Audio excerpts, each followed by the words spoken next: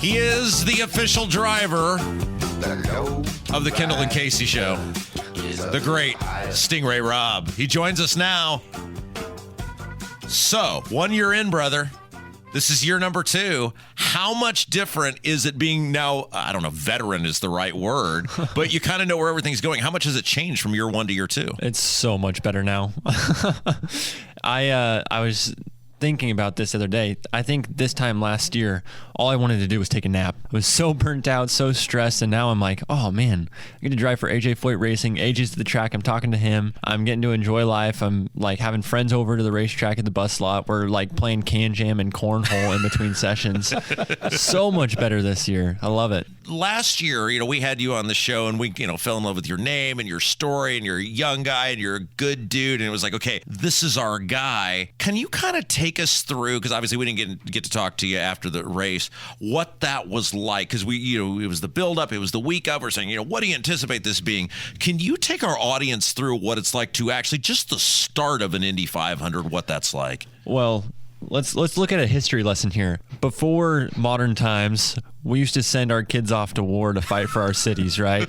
Now we have sports, and racing feels like you're a fighter pilot in a war. Yeah. It really does. That's a pretty good metaphor. Yeah. It's you're in a cockpit, and it's like you're flying a jet. And when you get in that jet, when the race is going to start, you probably feel like you can tune out the world. Yeah. And it's probably just a surreal situation where you're flying down after that parade lap and going towards that first row. I mean, you've just got to be a combination of nervous, and it's intense. You're happy, the noise, the crowd. It must be quite a combination of feelings. It is. And we have a life-size cardboard cutout of you in our office because you're the official driver of the Kendall and Casey Show. You're our guy. Year 1 to year 2, you enter this race knowing so much more, and I'm guessing just the ease of everything has made this a much more enjoyable experience for you this time around. Yeah, and I kind of hate to say it, I don't have much results to say that they would have boosted my confidence, but I do have a lot more confidence this year, just knowing more and having those expectations ahead of the event. It's not my first time around, and so I'm not learning as I go. I mean, I can kind of prepare and anticipate what each step is going to be like. And so for me, I think that's kind of been the best thing about this year is just like the knowledge that I gained last year and the mistakes that I made. I don't have to do that again this year. So, and having a teammate like Santino this season has been very helpful as well, just because he treats me like a rookie, which I hate, but I also love at the same time because he keeps it lively, I bet. Oh yeah. He's very entertaining. Yeah. Whether or not we like it, it's entertaining. But it's been very good just to have him kind of give me the rookie treatment in a sense and like just keep pouring into me and pouring knowledge into me. And I've had that from other guys on the team as well, with engineers like Michael Cannon around as the technical director. Yeah, he's highfalutin. I mean, he's got a great reputation of depth of knowledge, and knowing your team better from last year to this year, or clearer and more, just getting more and more comfortable with the team. That's got to help you. Yeah, and I switched teams during the off season, so this is a new team to me.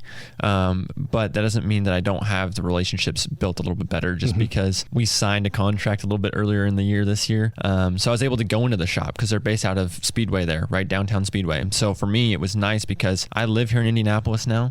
So I could just drive over the 15-minute drive, pop in, see the guys, do some pit stop practices. I'd take them donuts and churros every once in a while, get the empanadas in there.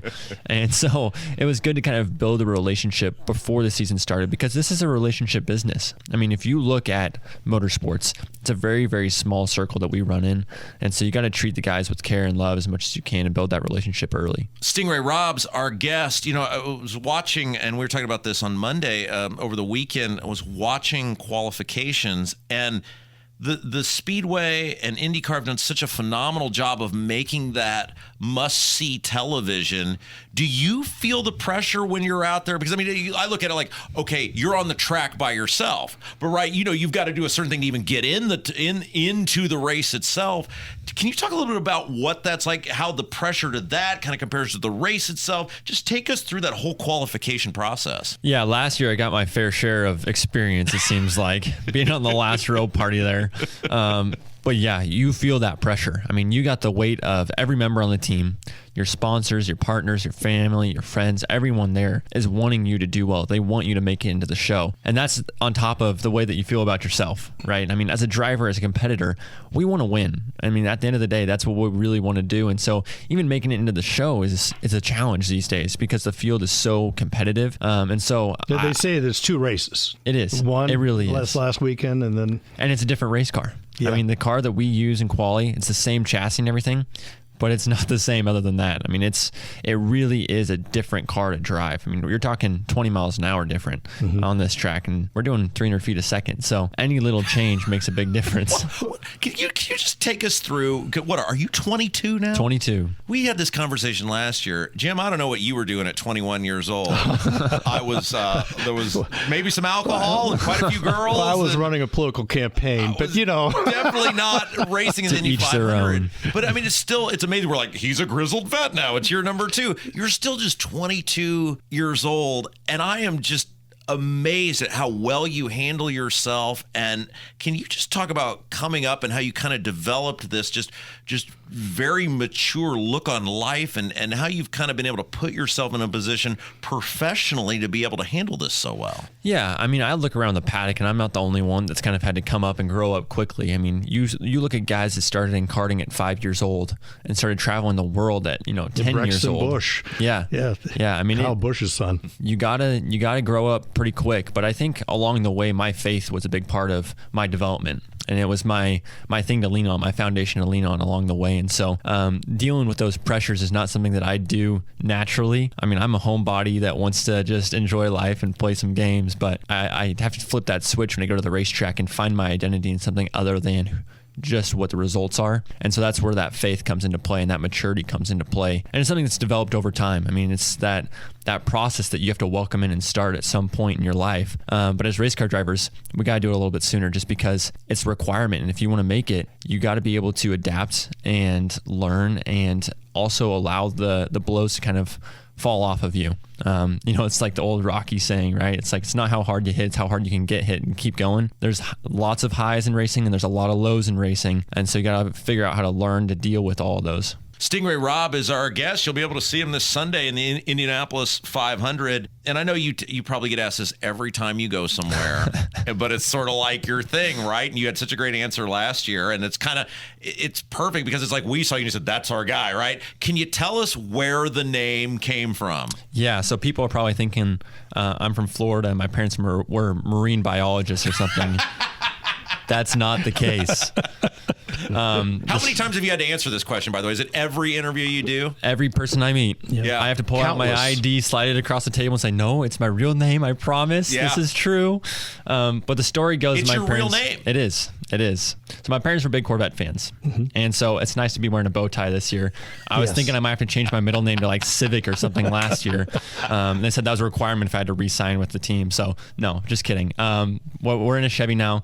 Got the Corvette side on our side this time. Yeah. And the longer side of the story is my parents' heritage. My dad's side of the family is from Stirlingshire, Scotland. So Sting is actually short for Sterling. Yeah. Yes. And so that was the first part. And the second part was both my grandfathers had Ray in their name. Okay. So it was a combo deal. It was just a lame excuse to put Robert, a Corvette name on the kid. He was from Bowling Green, Kentucky. So what is there an interview process with AJ Foyt? Like, do you meet him? Like, how does that go? Because obviously he's sort of like the Babe Ruth of IndyCar drivers. Can you walk our audience through how that goes to join up with AJ Foyt? Yeah, so I actually don't even know how this happened. It just kind of happened. Lucky you! Yeah, I know. And I say that there was a lot that goes on behind the scenes that I probably wasn't even aware of. My manager is Peter Rossi, who you might recognize the Rossi name. 2016 Indy 500 winner Alexander Rossi's father. Father. Yep. So he knows a few people. He may have his fingers in a few different pies in the paddock. So it's kind of good to have someone like that has the experience with their son, but also has your best interest in mind. So they began talking during the offseason, and Larry Foyt has been running the team for several years now, and he's done a great job of evolving the team and building it up into what it's now becoming. And so for me, I think that what happened was there was a conversation that happened at the paddock somewhere along the way. Larry said that there might be an open seat. Peter said, hey, let's talk, and the conversation sort of started. And so I was able to kind of show my skills coming up through the ranks, which doesn't mean a lot until you prove yourself in IndyCar, but I think Larry was able to take the risk on me as a young up-and-coming driver, seeing I finished second in the Indy Next Championship, seeing my consistency and my level of maturity at that level, and hopefully carrying it on in IndyCar, or at least developing it again in IndyCar. Mm-hmm. One final question before we let you go. Got a minute left here. Do you see 320,000 people when you're going? Like, I mean, at any point does it dawn on you? Because you always hear that about great athletes, like they just tune everything out. But we're talking like maybe 40,000 people at a baseball game. Are you aware there's like 320,000 people? I'm going to tell you what. It turns into a much smaller racetrack when there's that many people there. You go down to turn one for the first time on race day, and that turn one looks way narrower because it's a tunnel of colors when it comes to people in the stands and everyone rooting and cheering you on. You don't see the individual people. It just looks like a mass swarm of race fans, which is really cool and your heart's exciting. going. Oh, yeah. But it is kind of that same thing. I can't remember who the golfer was. But they were finishing up maybe in a PGA championship I'm talking several years ago, quite a few years ago, and a dog walked in front of him as he was going to finish his putt. And they said, well, what do you think about the dog? It's like, what dog? Yeah. It's kind of that same idea of like, what do you think of all the fans? There was fans there? Wow. Didn't know totally that. Focused. Well, we love you, man. We're cheering for you. And Sting Ray Robb, best of luck at the Indy 500 this year. Good luck, my friend. Thank you. Thanks for having me on. Yeah, thank you. It's Kendall Casey Show, 93 WIBC.